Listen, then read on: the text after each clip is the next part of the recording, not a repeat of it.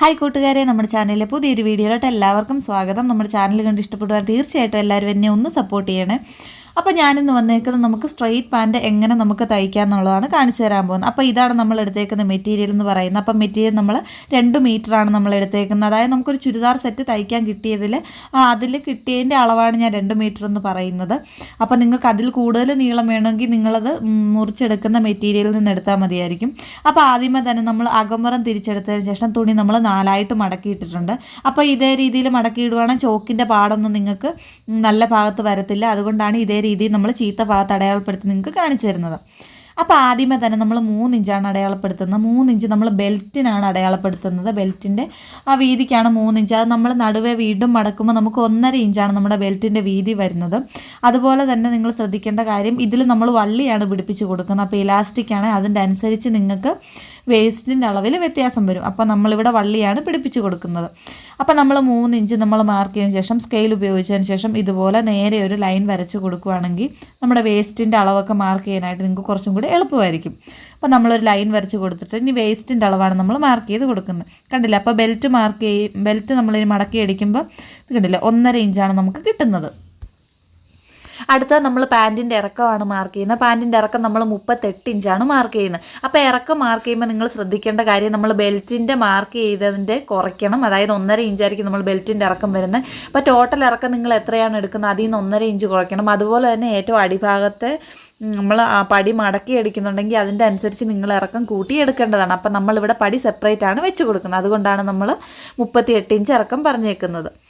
ഇനി നമ്മൾ വേസ്റ്റിൻ്റെ അളവാണ് മാർക്ക് ചെയ്യുന്നത്. വേസ്റ്റിൻ്റെ അളവ് നമ്മളിവിടെ 12 ഇഞ്ചാണ് മാർക്ക് ചെയ്യുന്നത്. അപ്പോൾ വേസ്റ്റിൻ്റെ അളവ് 40ആണ്. 40നെ 4ആയിട്ട് ഭാഗിച്ച് കഴിയുമ്പോഴത്തേക്ക് നമുക്ക് 10ആണ് കിട്ടുന്നത്. അപ്പോൾ തയ്യൽ തുമ്പിനും കൂടെ ലൂസിനും കിട്ടാൻ വേണ്ടി നമ്മൾ 2 ഇഞ്ച് കൂട്ടി മാർക്ക് ചെയ്യുന്നുണ്ട്. ആ 12 ഇഞ്ച് മാർക്ക് ചെയ്ത ആ പോയിന്റിൽ നിന്ന് ഇതുപോലെ നേരെ താഴത്തോട്ട് നമ്മൾ ക്രോച്ച് ലൈനാണ് വരച്ച് കൊടുക്കുന്നത്. അപ്പോൾ ക്രോച്ച് ലൈൻ നമ്മൾ 13 ഇഞ്ചാണ് വരച്ച് കൊടുക്കുന്നത്. അപ്പോൾ 40 സൈസ് ആയതുകൊണ്ടാണ് ഒരു 36, 38 ഇല്ലെങ്കിൽ 32ഒക്കെയാണ് നിങ്ങൾക്ക് ക്രോച്ച് ലൈൻ ഒരു 12 മതിയായിരിക്കും. ഇപ്പോൾ 40 ആയതുകൊണ്ട് നമ്മൾ 13 ഇഞ്ചിട്ട് കൊടുക്കുന്നുള്ളൂ. അതിനുശേഷം ക്രോച്ച് ലൈനിൽ നേരെ നമ്മളൊരു 2.5 ഇഞ്ച് ഇതുപോലെ മാർക്ക് ചെയ്ത് കൊടുത്തിട്ടുണ്ട്. ക്രോച്ചിലിൻ്റെ വിരിവ് കിട്ടാനായിട്ടാണ്. അതിനുശേഷം ഇതുപോലെ ഒന്ന് കുഴിച്ച് വരച്ച് കൊടുക്കണം. അപ്പോൾ കൈക്കുഴിയൊക്കെ വരയ്ക്കുന്ന രീതിയിൽ അത്രയും കുഴിച്ച് വരയ്ക്കേണ്ട, സാധാരണ രീതിയിൽ നമ്മൾ ഇതുപോലെ ഒന്ന് കുഴിച്ച് വരച്ച് കൊടുക്കണം. ഇനി നമ്മൾ ഏറ്റവും പടിയുടെ അടിഭാഗത്തെ വണ്ണമാണ് മാർക്ക് ചെയ്യുന്നത്. അപ്പോൾ പടി നമ്മൾ സെപ്പറേറ്റ് ആണ് പിടിപ്പിച്ച് കൊടുക്കുന്നതെന്ന് പറഞ്ഞു. എങ്കിലും നമുക്ക് പടിയുടെ അവിടുത്തെ അളവ് നമ്മൾ 6 ഇഞ്ചാണ് മാർക്ക് ചെയ്യുന്നത്. എക്സ്ട്രാ നമ്മൾ ഒരു 1.5 ഇഞ്ചും കൂടെ കൂട്ടി 7.5 ഇഞ്ചാണ് നമ്മൾ ഏറ്റവും അടിഭാഗത്ത് മാർക്ക് ചെയ്ത് കൊടുക്കുന്നത്. ആ 7.5 ഇഞ്ച് മാർക്ക് ചെയ്ത പോയിന്റും ക്രോച്ച് ലൈനിൽ നമ്മൾ മാർക്ക് ചെയ്ത ആ പോയിന്റും തമ്മിൽ ഇതുപോലെ നമ്മളൊന്ന് ചെരിച്ച് വരച്ച് കൊടുക്കണം.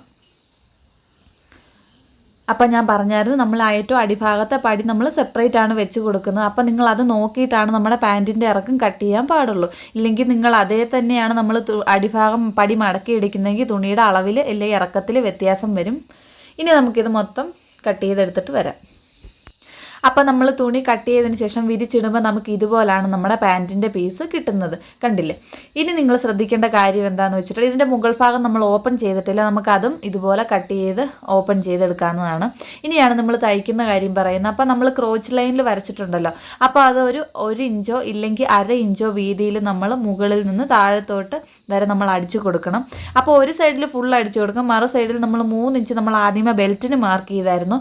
ആ ബെൽറ്റിന് മാർക്ക് ചെയ്ത 3 ഇഞ്ച് നിങ്ങൾ ഇവിടെ മാർക്ക് ചെയ്ത് കൊടുക്കണം. അതിനുശേഷം ആ 3 ഇഞ്ചിൽ നിന്നാണ് നമ്മൾ താഴത്തോട്ട് വളച്ചടിച്ച് കൊടുക്കേണ്ടത്. അപ്പോൾ നമ്മൾ 3 ഇഞ്ച് മാർക്ക് ചെയ്ത പോയിന്റിൽ നിന്ന് കെട്ടിട്ട് കൊടുക്കണം. അപ്പോൾ ആദ്യമേ നമുക്ക് ഒരു സൈഡ് ഫുള്ളും നമുക്ക് ഏറ്റവും മുകൾ ഭാഗത്തും കെട്ടിടണം, ഏറ്റവും അടിഭാഗത്തും നമ്മൾ കെട്ടിട്ട് കൊടുക്കണം. 2 തവണ തയ്ച്ച് കൊടുക്കാനായിട്ട് ശ്രദ്ധിക്കണം.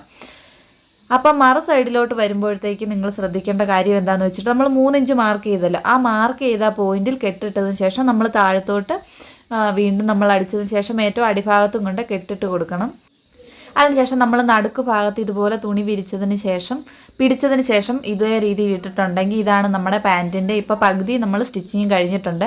ഇനി അതിൻ്റെ മുകൾ ഭാഗത്ത് നമ്മൾ, അതായത് ഫ്രണ്ടിലാണ് നമ്മൾ ഓപ്പണിങ് കൊടുക്കുന്നത്, നമ്മൾ വള്ളിയാണ് പിടിപ്പിച്ച് കൊടുക്കുന്നതെന്ന് പറഞ്ഞു. അപ്പോൾ അത് ഇതേ രീതിയിലൊന്ന് വെച്ച് കൊടുക്കണം. അതിനുശേഷം ഒരു 1/4 ഇഞ്ച് വീതിയിൽ നമ്മൾ അകത്തോട്ട് മടക്കി അടിക്കണം. അതായത് സാധാരണ നമ്മൾ ചുരിദാറിൻ്റെ സ്ലിറ്റൊക്കെ ചെയ്തെടുക്കത്തില്ലേ, അതേ രീതിയിൽ തന്നെ ഒരു 1/4 ഇഞ്ച് അകത്തോട്ട് നമ്മൾ തുണി മടക്കിയതിന് ശേഷം നമ്മൾ ആ ഓപ്പണിങ് അടിച്ചു കൊടുക്കണം. കാരണം നമ്മൾ വള്ളിയാണ് പിടിപ്പിച്ച് കൊടുക്കുന്നത്, അതുകൊണ്ടാണ് നമ്മൾ അതേ രീതിയിൽ ചെയ്തെടുക്കണമെന്ന് പറഞ്ഞത്. അതിന് ശേഷം ആ സ്ലിറ്റ് അടിച്ചതിന് ശേഷമാണ് നമ്മൾ ബെൽറ്റിൻ്റെ ഭാഗം മടക്കി അടിച്ച് കൊടുക്കുന്നത്. അപ്പോൾ നമുക്കത് മടക്കി അടിച്ചെടുത്തിട്ട് വരാം.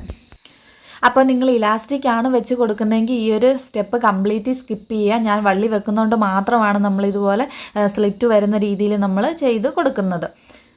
അങ്ങനെ നമ്മളത് കറക്റ്റായിട്ട് തന്നെ നമ്മൾ തയ്ച്ചെടുത്തിട്ടുണ്ട്. അപ്പോൾ തയ്ച്ചെടുക്കുമ്പോൾ കണ്ടില്ലേ, ഇതേ രീതിയിലാണ് നമുക്ക് കിട്ടുന്നത്. കണ്ടില്ലേ, വളരെ പെർഫെക്റ്റ് ആയിട്ട് തന്നെ നമ്മൾ തയ്ച്ചെടുത്തിട്ടുണ്ട്. ഇനി നമുക്കത് ബെൽറ്റിൻ്റെ ഭാഗം എങ്ങനെയാണ് മടക്കി അടിക്കുന്നത് എന്നുള്ളത് നോക്കാം.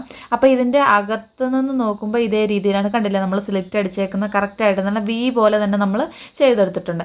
ഇനി ബെൽറ്റ് മടക്കി അടിക്കുന്നത് എങ്ങനെയാണെന്നുള്ളതാണ് ഞാൻ കാണിക്കുന്നത്. അപ്പോൾ നമ്മൾ ഇതേ രീതിയിലാണ് ബെൽറ്റ് മടക്കി അടിച്ച് കൊടുക്കുന്നത്. അപ്പോൾ തേരുവശമാണെങ്കിൽ അതിൻ്റെ പുറത്തുകൂടെ നമ്മൾ ജസ്റ്റ് അടിച്ചു കൊടുത്താൽ മതി. ഇല്ലെങ്കിൽ ഒരു 1/4 ഇഞ്ച് വീതിയിൽ തുണി അകത്തോട്ട് മടക്കിയതിന് ശേഷം നമ്മൾ അതിൻ്റെ പുറത്തുകൂടെ അടിച്ചു കൊടുക്കുകയാണ് ചെയ്യുന്നത്. അപ്പം നമുക്കത് പുറത്തുകൂടെ ഒന്ന് അടിച്ചെടുത്തിട്ട് വരാം.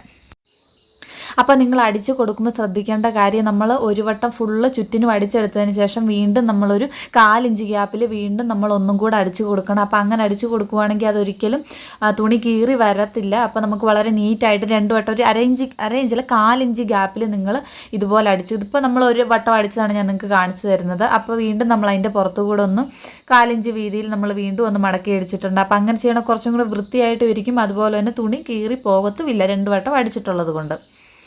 ഇനി നമുക്കിതിൻ്റെ ഏറ്റവും അടിഭാഗത്ത് നമ്മൾ പറഞ്ഞായിരുന്നു, നിങ്ങൾക്ക് വേണമെങ്കിൽ ഇത് മടക്കി അടിക്കാം, ഇല്ലെങ്കിൽ എന്തെങ്കിലും ഇതുപോലെ ക്യാൻവാസും വെച്ച് കൊടുക്കാവുന്നതാണ്. അപ്പോൾ നമ്മളൊരു 1.5 ഇഞ്ച് വീതിയിൽ ക്യാൻവാസ് നമ്മുടെ പാൻറ്റിൻ്റെ വേറൊരു പീസ് തുണിയിൽ നമ്മൾ തേച്ചെടുത്തിട്ടുണ്ട്. അതിനുശേഷം നമ്മൾ ഇതുപോലെ വെച്ച് കൊടുത്തതിന് ശേഷം നമ്മളത് കൂട്ടിയടിച്ചതിന് ശേഷം നമ്മൾ ഇതുപോലെ മടക്കി എടുക്കുകയാണ് ചെയ്യുന്നത്. അപ്പോൾ നിങ്ങൾക്ക് വേണമെങ്കിൽ അത് മടക്കി അടിക്കാം. ക്യാൻവാസ് കംപ്ലീറ്റ് സ്കിപ്പിംഗ് പ്രോസസ്സാണ്. ഇനി നമ്മളത് കൂട്ടിയടിച്ചതിന് ശേഷം തയ്യൽ തുമ്പ് നമ്മുടെ ക്യാൻവാസിൻ്റെ ഭാഗത്തോട്ട് വെച്ചതിന് ശേഷം വീണ്ടും അതിൻ്റെ പുറത്തു കൂടെ ഒന്ന് പതിച്ചടിച്ച് കൊടുക്കണം. അപ്പോൾ പതിച്ചടിച്ചിട്ടുണ്ട്. വീണ്ടും നമ്മളത് ഇതുപോലെ വെച്ച് കൊടുത്തതിന് ശേഷം നമ്മുടെ ചീത്ത ഭാഗത്തോട്ട് ആണ് നമ്മൾ ക്യാൻവാസ് അകത്തോട്ട് വെച്ചതിന് ശേഷം നമ്മൾ വീണ്ടും ഇതേ രീതിയിൽ അടിച്ചെടുത്തിട്ടുണ്ട്. അപ്പോൾ ഇങ്ങനെ അടിച്ച് ക്യാൻവാസ് വെക്കുന്നതിൻ്റെ ഉപയോഗം എന്താണെന്ന് വെച്ചിട്ടുണ്ടെങ്കിൽ ഏറ്റവും അടിഭാഗം നമുക്ക് നല്ല കട്ടിയുള്ളതായിട്ട് കിട്ടും. അതുകൊണ്ടാണ് നമ്മൾ അങ്ങനെ ചെയ്തെടുക്കുന്നത്. അപ്പം അത് സെയിം രീതിയിൽ തന്നെ നമ്മൾ മറ്റേ കാലിലും ചെയ്തെടുത്തിട്ടുണ്ട്. അപ്പോൾ അത് നമ്മൾ ബെൽറ്റിൻ്റെ ഭാഗത്ത് ചെയ്ത പോലെ തന്നെ നമ്മളൊരു 1/4 ഇഞ്ച് വീതിയിൽ 2 അടിപ്പും കൂടെ നമ്മൾ ചെയ്തെടുത്തിട്ടുണ്ട്. ഇനി നമുക്ക് ഏറ്റവും അടിഭാഗത്തെ കാലിൻ്റെ വണ്ണം എത്രയാണോ അത് നോക്കിയതിന് ശേഷം നമുക്കത് കൂട്ടിയടിച്ചെടുക്കാവുന്നതാണ്. അപ്പോൾ നിങ്ങൾക്ക് ലൂസ് വേണമെങ്കിൽ അതിൻ്റെ അനുസരിച്ച് ചെയ്യാവുന്നതാണ്. അപ്പോൾ ഇതാണ് നമ്മുടെ പാൻറ്റിൻ്റെ ഫൈനൽ ലുക്ക്. അപ്പം സംശയം ഉണ്ടെങ്കിൽ നിങ്ങൾ കമൻറ്റ് ചെയ്താൽ മതി. ഇഷ്ടപ്പെട്ടാൽ തീർച്ചയായിട്ടും എല്ലാവരും എന്നെ ഒന്ന് സപ്പോർട്ട് ചെയ്യണം. അപ്പോൾ വീണ്ടും അടുത്ത വീഡിയോയിൽ കാണാം.